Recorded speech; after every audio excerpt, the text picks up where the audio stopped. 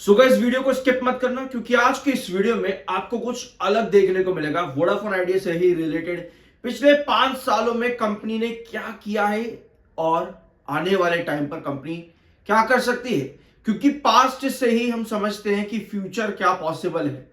तो आज के इस वीडियो में आप लोगों ने बहुत जगह सुन लिया होगा और कल भी और लगभग पिछले 6-7 महीनों से चैनल पर आप सुन भी रहोगे, मेरे ही चैनल पर एजीआर को लेकर के अलग अलग पॉसिबिलिटीज, और आप अलग अलग कहीं ना कहीं सोशल मीडिया प्लेटफॉर्म पर या कहीं ना कहीं किसी न्यूज पर सुनकर के आए होंगे एजीआर के बारे में। लेकिन इस वीडियो में एजीआर को छोड़ करके हम रियलिटी के बारे में बात करेंगे। एक बार ध्यान से देखना स्क्रीन पर, हम बात करेंगे कंपनी की एवरेज के बारे में। ठीक है, यहां बात होगी आज के इस वीडियो में एवरेज पे। पिछले 5 साल में कंपनी ने क्या किया है, कंपनी का एवरेज क्या निकलता है।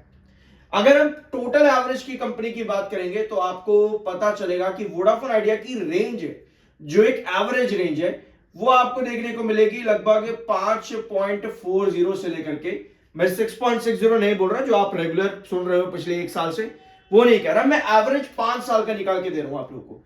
5.40 से लगभग आपको मिलेगी 12.60। ये आपकी एक एवरेज निकलेगी वोडाफोन आइडिया की पिछले 5 साल में, जो वोडाफोन आइडिया की रेंज रही है 5.40 से 12.60। अगर इस रेंज को हम हायर साइड पर लेकर जाए तो ये रेंज निकलती है 16.50 से लेकर के, और नीचे की रेंज आपकी निकलेगी अराउंड, ये आपकी बन जाएगी 4.40। ठीक है, वोडाफोन आइडिया की ये रेंज है, मतलब ₹5.40 से लेकर के ₹12.60 पिछले 5 साल में ये रेंज रही है वोडाफोन आइडिया लिमिटेड में। और जो हायर रेंज रही है ऊपर के लेवल पर 16.50 और नीचे के लेवल में 4.40। ये है वोडाफोन आइडिया की कंडीशन पिछले 5 सालों की। न्यूज खबर चाहे कुछ भी रही हो, कितनी ही पॉजिटिव न्यूज आ जाए, चाहे सुप्रीम कोर्ट से चाहे हाई कोर्ट से, जैसे 2020 में हाई कोर्ट से न्यूज आई थी, दिल्ली हाई कोर्ट से, या 2022-23 में सुप्रीम कोर्ट, या 2025 में सुप्रीम कोर्ट, या 2024 में गवर्नमेंट के डिसीजन, या फिर 2023 में गवर्नमेंट के डिसीजन, कोई भी न्यूज रही हो, वोडाफोन आइडिया इस रेंज से टच से मस नहीं हुआ है पिछले 5 साल में। ऑल्दो ऑफ कोर्स ये एक एवरेज है, और अगर आप इसका टॉप निकालोगे पिछले 5 साल में तो 19.18 भी आपका हाई रहा है, बट ये मैं आपके सामने एक एवरेज रख रहा हूं। यानी इतनी बढ़िया बढ़िया खबरें आने के बावजूद भी वोडाफोन आइडिया ने एक रेंज निकाल ली है अपनी। यानी वोडाफोन आइडिया क्या हो जाता है ऐसे में, रेंज बाउंड। एक चीज आपको समझ में आ जाती है कि वोडाफोन आइडिया रेंज बाउंड है। अब ये रेंज बाउंड क्यों है, ये हमको पता होना चाहिए, क्योंकि आप जगह जगह पर सुन रहे हो कि अगर वोडाफोन आइडिया में ₹1 की गिरावट अगर वोडाफोन आइडिया में आ जाती है, अगर वोडाफोन आइडिया में ₹1 की भी गिरावट आ जाती है, तो आपको कोई सुनने को मिलता है कहीं पे कि भाई अब तो ये ₹5 हो जाएगा, या काफी लोग कंपनी को 2020 में बंद भी करवा चुके थे कि अब तो कंपनी बंद हो चुकी है, बंद हो जाएगी। ठीक है, इस तरह की चीजें आप सुनते हो कि जब भी वोडाफोन आइडिया में थोड़ी बहुत गिरावट भी आती है। दूसरा स्केनेरियो, वोडाफोन आइडिया अगर ₹1 बढ़ भी जाता है तो आप सुनते हो कि भाई अब तो यहां से 30 हो जाएगा भैया, लिख कर ले लो, 40 हो जाएगा, 50 हो जाएगा, 100 भैया मल्टी बैगर, ये चीज आप सुनते होगे। लेकिन हर बार वोडाफोन आइडिया ने क्या किया, एक रेंज बना करके चली।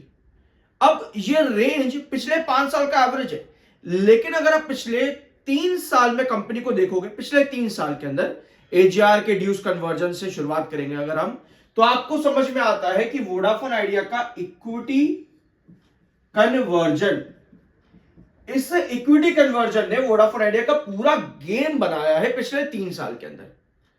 एक चीज आपको मिलती है, गवर्नमेंट ₹10 पर स्टेक। मैं वापस से इन चीजों को कंटिन्यू नहीं करूंगा क्योंकि ये चीजें आपको मालूम है, ₹10 पे गवर्नमेंट का स्टेक, एजीआर वगैरह सब चीज आपको पता है।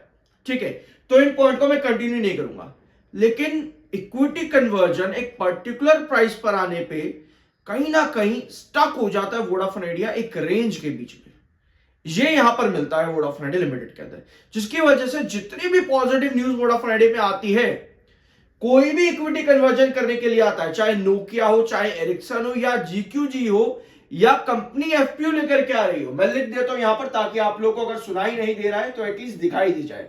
एफपीओ आया हो, चाहे जीक्यूजी आपके एफपीओ के अंदर आए हो, यहाँ पर नोकिया और फिर साथ में एरिक्सन वोडाफोन आइडिया में इक्विटी कन्वर्जन के लिए आए हो, इन सब ने क्या किया है ना, इन सब ने एक पर्टिकुलर प्राइस डिसाइड किया है वोडाफोन आइडिया में इक्विटी कन्वर्जन के लिए या इन्वेस्टमेंट के लिए।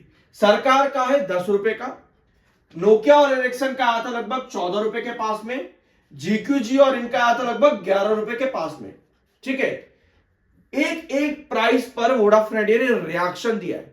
नोकिया और एरिक्सन जब वोडाफोन आइडिया में इन्वेस्ट करने आता है इक्विटी कन्वर्जन के जरिए, डेट अपना कन्वर्ट करता है, तो वोडाफोन आइडिया 1918 तक चले जाता है।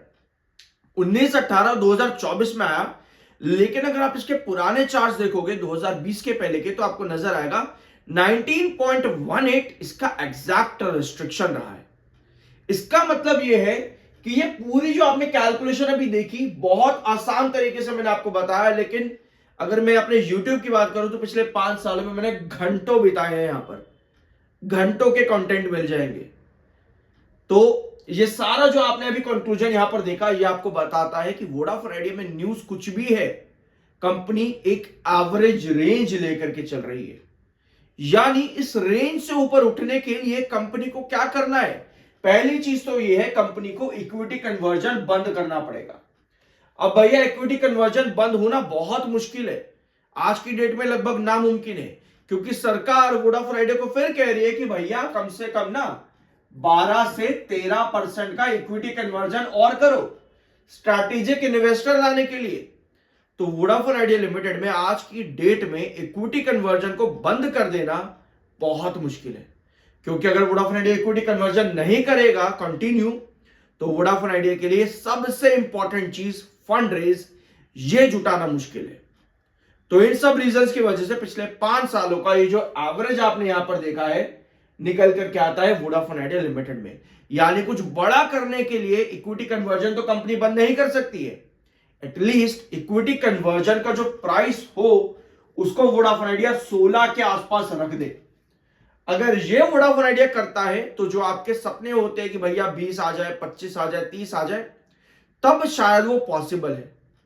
अदरवाइज इक्विटी कन्वर्जन का प्राइस अगर 10 के आसपास रहेगा तो ये कंपनी के लिए मुश्किल हो जाता है, एक स्ट्रगल रहता है वोडाफोन आइडिया लिमिटेड में।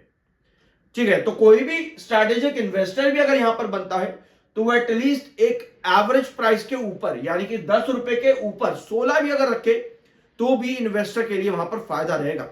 बट अगर 10 के आसपास भी रखता है तो वही कहानी, आपका एवरेज रेंज कंटिन्यू रहेगा, जिसकी वजह से पिछले 5 सालों में वोडाफोन आइडिया रेंज बाउंड रहा है। तो ये थी कहानी। अब आगे बढ़ते हैं खबरों के बारे में। IAM सर्टिफाइड, सब्सक्राइब कर दिया करो, पैसे नहीं लगते हैं इस चीज के। आपकी खबरों पे जहां पे आपके पास पहली न्यूज आती है मार्केट एक्सपर्ट्स या ब्रोकरेज फर्म्स की तरफ से। IIFL बालाजी सुब्रमण्यम ये कहते हैं Vodafone Idea has a bigger problem to deal with beyond AGR। AGR के बाद भी वोडाफोन आइडिया में एक और बड़ा कंसर्न है, और वो कंसर्न वोडाफोन आइडिया में क्या है? वो कंसर्न है वोडाफोन आइडिया लिमिटेड में सिग्निफिकेंट कैश फ्लो का इंप्रूवमेंट करना। वही चीज जो मैंने आपके सामने डिस्कस करी कि वोडाफोन आइडिया के लिए आज की डेट में मुश्किल है, क्योंकि that you know is a big issue. यही वोडाफोन आइडिया के लिए एक बड़ा इशू है। क्या इशू है? Because while the payments are not meaningful, they have to pay a sizable amount over the next 5 years। आने वाले 5 साल में जो वोडाफोन आइडिया का इक्विटी कन्वर्जन हुआ है उसमें वोडाफोन आइडिया को हर साल एक बड़ा अमाउंट पे करना है।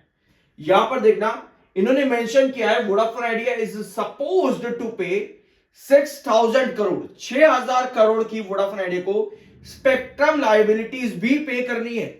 यानी एक तो AGR कन्वर्जन जो 124 करोड़ और 104 करोड़ आपका हुआ है ना, कि एक टाइम के लिए फ्रीज हो जाएगा, तो हर साल वोडाफोन आइडिया को इतना पे करना पड़ेगा। उसके अलावा स्पेक्ट्रम में भी कंपनी को 6,000 करोड़ का अमाउंट पे करना है आने वाले साल में। इसके अलावा 15,000 करोड़ 2028 में वोडाफोन आइडिया को पे करना है, 15,000 करोड़ AGR के अलावा। इसके बाद में and from financial year 2029 onwards they have to pay rupees 25,000 to 26,000 per year. 2019 के बाद वोडाफोन आइडिया को 25 से 26,000 करोड़ हर साल पे करना है, ये अलग अमाउंट है। अब इस वीडियो में शायद आप लोगों को लग रहा हो कि मैं आपको नेगेटिव बता रहा हूं, लेकिन नहीं। इस खबर से पहले जो आपने पूरा कंक्लूजन पिछले 5 साल का सुना, यह आपको एक एवरेज रेंज बताता है, जो कि आपको बहुत मदद कर सकता है कि वोडाफोन आइडिया में किस तरह से आपकी स्ट्रैटेजीज होनी चाहिए। ठीक है, इसके अलावा वोडाफोन आइडिया एक साइडवेज पैटर्न पर है, 11-20 और आपका 11-40 और 12-20 ये आपकी रेंज है। वो सब चीजें मैं आपके साथ कई बार डिस्कस कर चुका हूं। ठीक है, और ये वोडाफोन आइडिया का एजीआर ड्यूज शेड्यूल जो हुआ है। इसके अलावा और खबरें आती हैं कि वोडाफोन आइडिया का सर्वाइवल जो है वो अभी भी हो चुका है भले ही, लेकिन कंपनी की जो वर्थ है वो 0 हो जाती है। और क्यों कहा है संदीप सबरवाल ने कि वोडाफोन आइडिया का सर्वाइवल तो हो चुका है लेकिन वर्थ 0 है, वो इसीलिए क्योंकि फंड रेज का कंसर्न कंपनी पर आगे भी बना रहेगा। ये मेजर कंसर्न है। और कल के वीडियो में मैंने आपको बताया भी था कि क्यों वोडाफोन आइडिया एजीआर की खबर आने के बाद में बढ़िया ओपनिंग दी पर फिर क्यों ड्रॉप कर गया। मैंने वीडियो में प्रॉपर क्लियर तरीके से बताया, बट स्टिल आप व्यूअर्स के कई सारे कमेंट्स थे कल के वीडियो में कि भाई ये तो बता दे कि क्यों गिर गया। ऑल्दो बताया है, आप लोग वीडियो पता नहीं देखते ही नहीं हो, बस कमेंट में आ जाते हो कि भाई बता दे क्यों गिर गया। तो वीडियो में कल सब कुछ बताता है क्या हुआ है क्या नहीं हुआ। प्लीज देखा करो, थोड़ा सा अच्छा लगता है वीडियो बनाई देखने के लिए। आप लोग कमेंट करने बैठ जाते पहले। AGR dues relief to enable Vodafone Idea accelerate bank fund raising for survival. Other market experts का मानना है कि वोडाफोन आइडिया में एजीआर ड्यूज का कन्वर्जन होना, एजीआर का रिलीफ मिलना बैंक फंड रेज के लिए रास्ते खोल सकता है और कंपनी वहां सरवाइव कर पाएगी। बिल्कुल भैया, बैंक तो यही कह रहे थे ना पहले कि भैया एजीआर का कोई सरकार कोई रिलीफ दे तभी हम बात करेंगे फंड रेज की। तो ये दरवाजा कंपनी के लिए खुल जाता है, जो कि एक अच्छी बात है। Such a decisive government action with possible upside but zero downside from reassessment would enable Vodafone Idea to raise bank funding that's necessary for carrying out survival capex. और केपेक्स के लिए कंपनी का प्लान कितना है, 50 से 55 हजार करोड़ का करना। और फंड रेज के दरवाजे कंपनी के लिए खुलते हैं, जिसका ऑलरेडी कंपनी 3300 करोड़ का जो है एनसीडी ऑलरेडी इशू कर चुकी है। ठीक है, तो ये खबरें वोडाफोन आइडिया लिमिटेड से रिलेटेड। वोडाफोन आइडिया ने एक अचीवमेंट भी यहां पर किया है। वोडाफोन आइडिया क्लेम कर रही है कि वोडाफोन आइडिया ने highest rated telecom brand in Google business profile achieve कर लिया है। तो अपनी रेटिंग को कंपनी ने बताया है कि हम भैया बढ़िया काम कर रहे हैं, गूगल बिजनेस प्रोफाइल में हमारा ब्रांड जो है वो ऊपर आ रहा है। तो कंपनी ने अपने अचीवमेंट्स के बारे में भी बताया यहां पर, जो कि एक अच्छी बात है। मेकिंग एन इन्वेस्टमेंट, अब आ रहे हैं दूसरे मार्केट एक्सपर्ट्स जो कि कहते हैं कि अगर आप वोडाफोन आइडिया में इन्वेस्ट करने जा रहे हो, इन्वेस्ट क्या होता है, 1 साल 2 साल 3 साल 4 5 6 साल अगर आप इन्वेस्ट करने जा रहे हो तो एक इन्वेस्टर बिना फंडामेंटल देखे कंपनी में इन्वेस्ट नहीं करता। और वोडाफोन आइडिया के फंडामेंटल तो है नहीं, फाइनेंशियल्स वीक चल रहे हैं। तो फिर वही बात आती है जो मार्केट एक्सपर्ट्स यहां पर कह रहे हैं कि अगर आप इन्वेस्टमेंट पर्पस के लिए वोडाफोन आइडिया में जा रहे हो तो आपको दिक्कतें आएंगी। लेकिन अगर आप रेंज के बीच में रहते हो, जो अभी हमने डिस्कस किया पिछले 5 साल का इस चार्ट का कंक्लूजन, तो आप कहीं ना कहीं बेनिफिट पर रहते हो। आई होप कि आपको इस वीडियो में कुछ नया सीखने को मिला होगा। सब्सक्राइब जरूर कर देना, वीडियो को लाइक कर देना। I am NISM certified. मिलता अगले वीडियो में।